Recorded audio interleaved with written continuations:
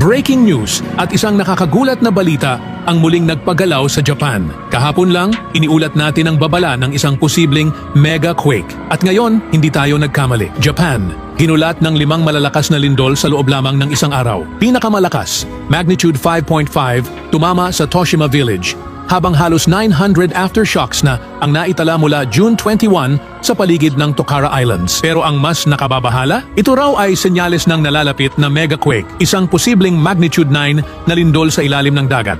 Ano ang maaaring mangyari kung matuloy ito? Ayon sa mga eksperto, mapipilas ang lupa, babagsak ang mga gusali, titigil ang komunikasyon at kuryente. Pwedeng magkaroon ng malawakang tsunami na sa loob lang ng ilang minuto maaaring lamunin ang coastal areas ng Japan, China, Taiwan, at posibleng umabot pa sa Pacific Islands at maging sa Pilipinas.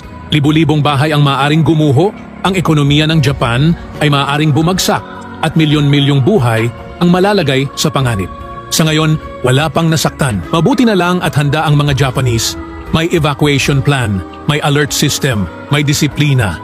Pero ang tanong, handa ba ang mundo kung ito na ang simula ng dulo? Kung megaquake ito, hindi lang Japan ang babagsak, pati ang kinabukasan nating lahat. Maging alerto, maging listo, at huwag baliwalain ang babala ng kalikasan. Dahil minsan, ang pinakatahimik na alon ang siyang pinakadelikado.